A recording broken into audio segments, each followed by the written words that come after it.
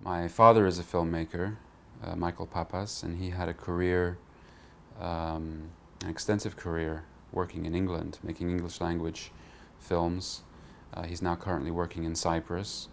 So I grew up in a filmmaking environment. It was natural for me to become a filmmaker, I think. And so I came to New York to study, and I studied at the School of Visual Arts.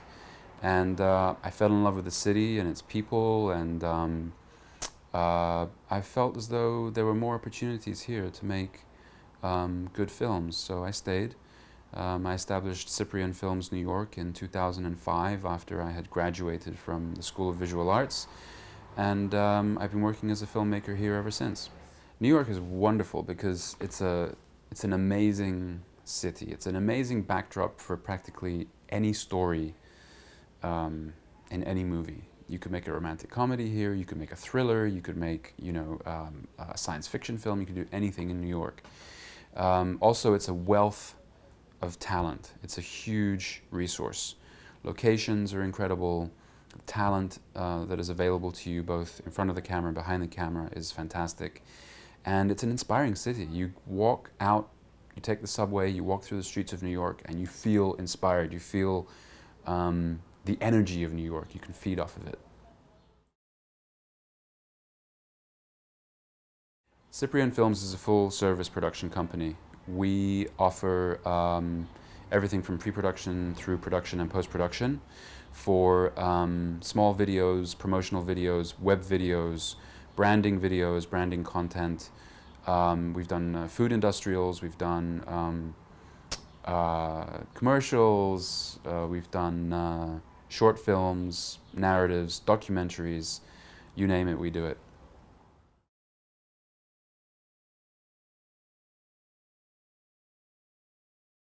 I enjoy films that push the boundaries of the medium, that explore the form and the genre they're working in a new way.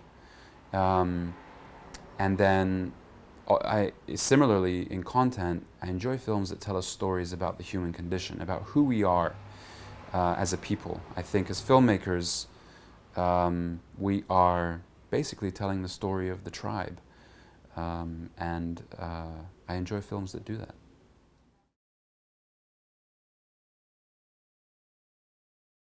I think that the films that have had a huge influence on me are uh, the whole body of work by Andrei Tarkovsky, the whole body of work by Stanley Kubrick, the films of Roman Polanski, and uh,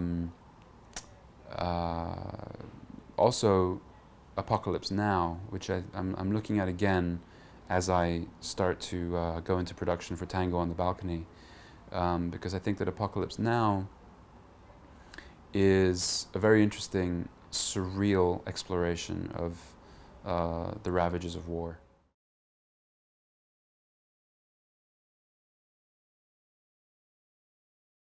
Yeah, well, the script is extremely important. You need to have certain structure in place on the paper before you can start shooting. Um, but I think there is this interesting point where you have to um, stop working on the script. You can obsess over a script, but the thing is, there are so many elements to a film that go beyond the written word that at some point you just have to say, okay, everything's in place, it's a work in progress, and the script is just the first stage. So, and then it'll change a lot from the pre-production process through the production process, shooting. During the shoot, things change, and then obviously in the editing, things change. So it's a jumping off point.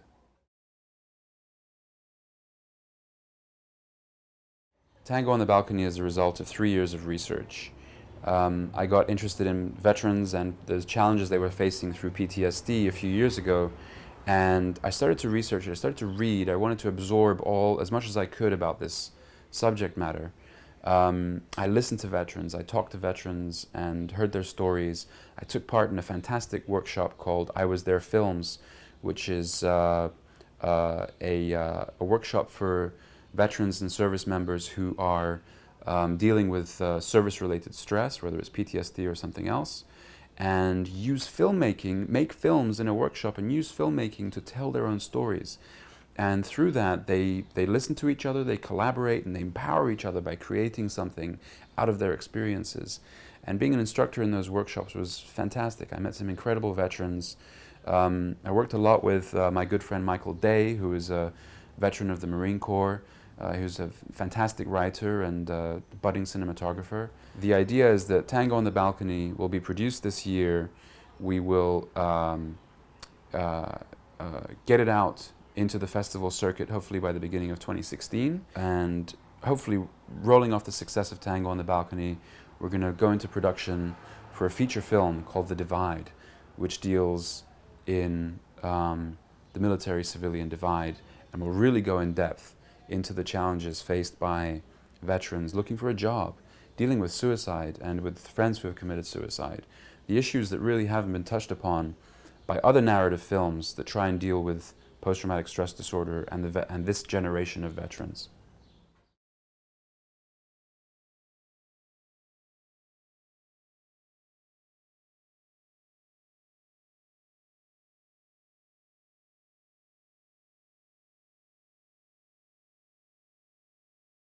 I believe that essentially this story of veterans returning and transitioning into civilian life while dealing with the traumatic experiences of war is not a political story. Anyone can put a political spin on this, but this is a story of society. It's a social issue. It is a story of healing. It's about moving forward. Whether we agree with the wars or don't agree with the wars or believe in what happened was right or wrong is irrelevant. What happened happened. The veterans are here now. They're back home, both in the US and the UK and the other coalition countries where PTSD is also an issue everywhere. They're back home and they're here, and we need to learn from them, and we need to be able to receive what they have to offer, because they have to offer a lot. They're very highly trained people.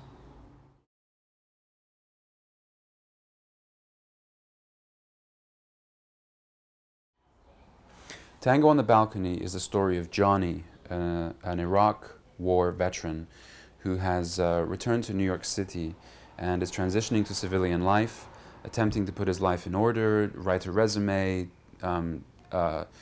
Just dealing with life on the street is a challenge for him because of PTSD. We're going to portray the symptoms of PTSD, hypervigilance, insomnia, hyperarousal, and also the feelings of guilt associated with a certain incident involving a balcony and a target on a balcony in a firefight in Iraq during his tour of duty, during his service. So without giving any spoilers away, in a nutshell, that's the story. Those are the issues we want to portray in the film.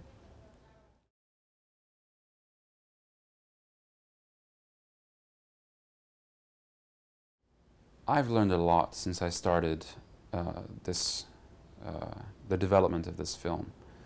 And I've learned a lot from veterans.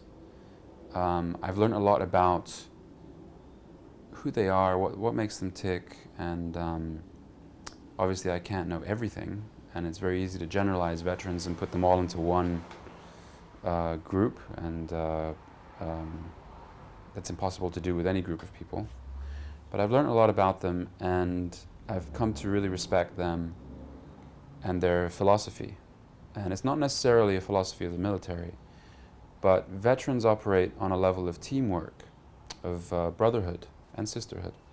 Because when they're out in the field, when they're in combat, when they're in a dangerous situation, they rely on each other, and they protect each other, they defend each other in a way that we civilians don't do with each other. And I think that's one of the main things that I'm taking away from this, and it's something that I think we civilians can learn from our veterans, is that, you know, in the civilian world, in the private sector, in business, there's a lot of backstabbing going on, and I'm sure there's backstabbing in the military as well, but the ultimate human instinct is one of brotherhood and protecting your neighbor and your friend. And for me, that's a very honorable lesson to learn.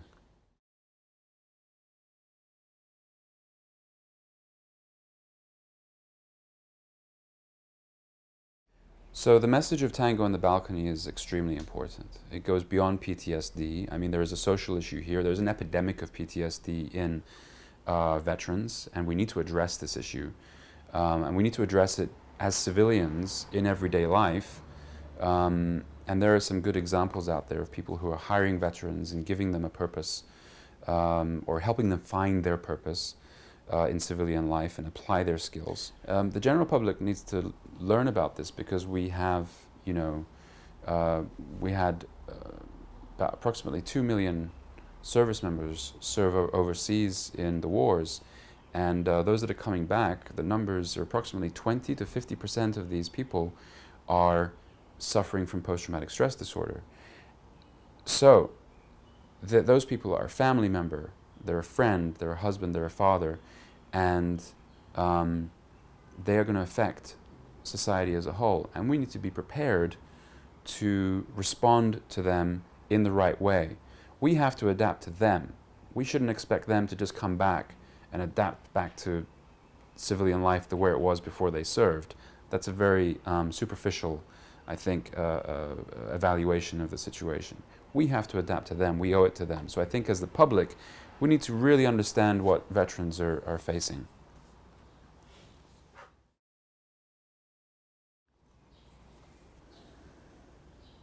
We just held auditions for Tango on the Balcony, and it was an amazing process. Like I said earlier, working in New York is phenomenal because there is a wealth of talented people. The auditions I just held were some of the best auditions I've done in New York. The level of talent was incredible. Everybody came prepared.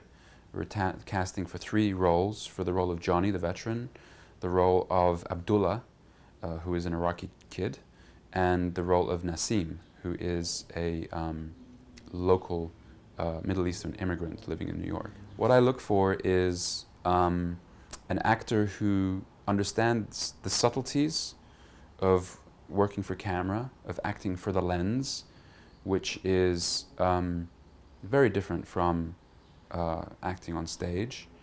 I look for an actor who is not tied down by any certain method and is flexible and responds to my direction. Acting and directing is it's a dialogue. And so if I have a good sense of communication with the actor who I'm auditioning, it's a very good sign. And that's paramount past any sort of physical attributes that the actor may have.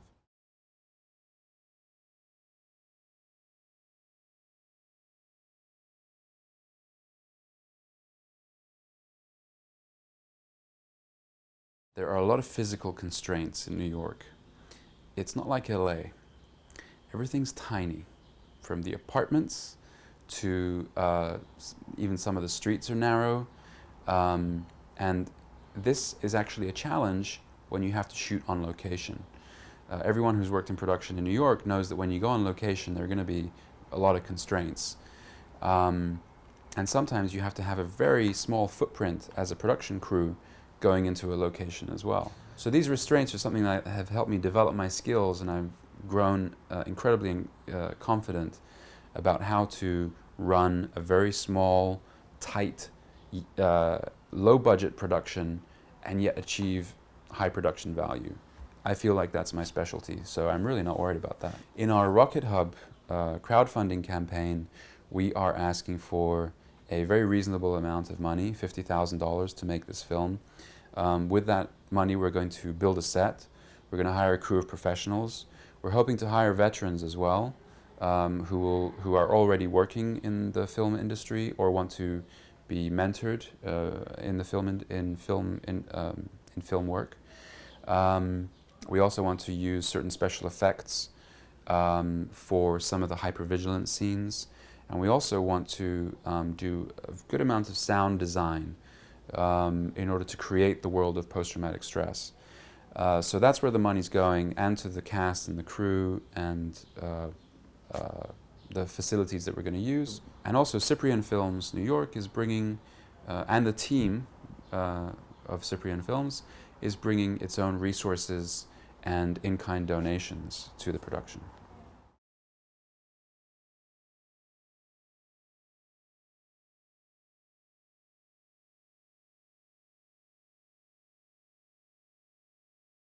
Once Tango on the Balcony is completed, we are going to start the film festival submission process, and we hope to get into some very good film festivals where the public will be able to see the film.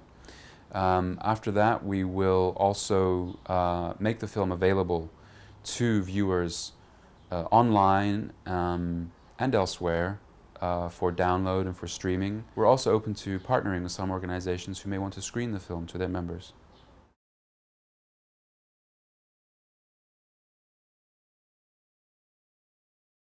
Film festivals are wonderful, and there's a plethora of film festivals that a film can go to and be screened at. My most recent feature film, Behind the Mirror, will be premiering at the Manhattan Film Festival on June 19th. My previous short film, which was a short documentary called A Short Film About Guns, screened at the Tribeca Film Festival and won Best Online Short there. Film festivals are a great platform to reach an audience, reach people that wouldn't necessarily see your film in another venue. And also they're a great industry networking opportunity where you can meet people, like-minded people, distributors, other producers, sales agents, people who want to find films that they can promote. It's a way for the filmmaking community to come together, celebrate the films of the year, and keep the dialogue going.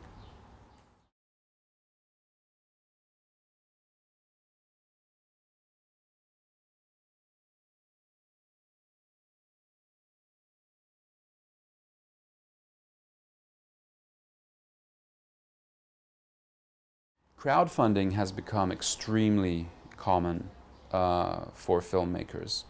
And it's not just a question of raising money to produce a film, but it's also about reaching an audience. Why not reach people before the film's made? So if you have a topic that you're passionate about, I bet you there's another, 100,000, 1 million people who are also passionate about that topic. It's a tool through the wonderful internet, and let's keep net neutrality the way it should be. It's a wonderful tool for filmmakers to reach an audience who will want to see their film. And why not buy the ticket ahead of time and contribute and get the perks? It's just like buying a ticket, but you just bought the ticket before the film is made, and it's giving a little vote towards the filmmaker, a vote of confidence.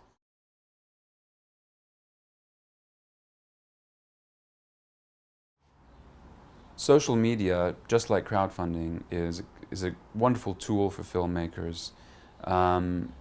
I really like Twitter. I'm sorry, I'm a nerd that way, but I do like Twitter. You can find me on Twitter at the handle @CyprianFilms.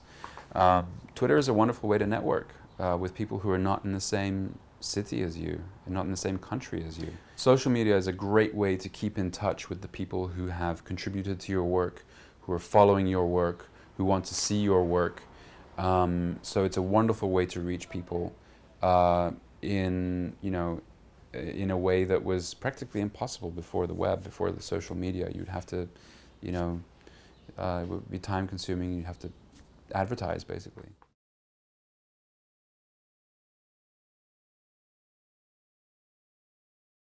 People are going to watch films any way they can. I don't really think many people are going to watch them on their phones. I mean, who wants to be looking at a tiny screen for, 2 hours? I think people still love going to the theater, going to the cinema.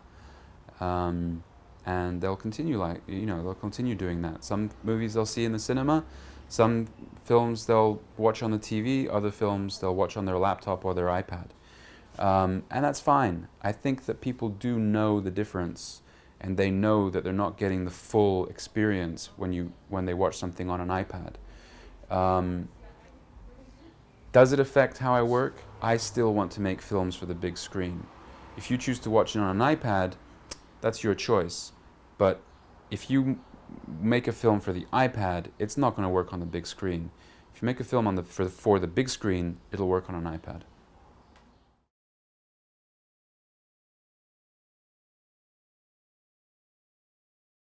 I really feel that people should back Tango on the Balcony because this is one of the most important stories of our time.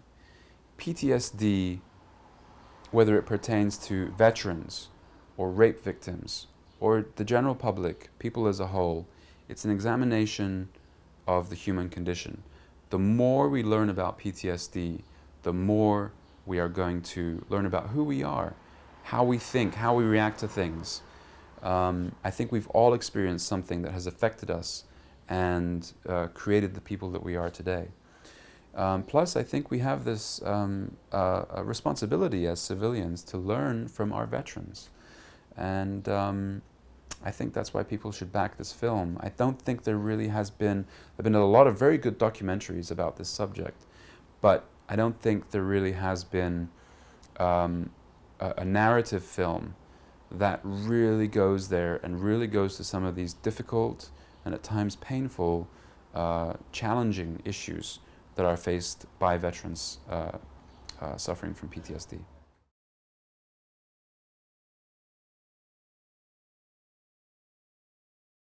Tango on the Balcony is specifically about veterans and PTSD in a US veteran returning. But obviously it also relates to veterans from the other countries, from the other coalition forces countries, UK, France. A lot of these veterans are returning with PTSD. And also, let's not forget about the people in Iraq, people who are going through trauma there and are still going through it. The bottom line is everyone is affected by war. Everyone is impacted by war, and we have to focus on our healing as well.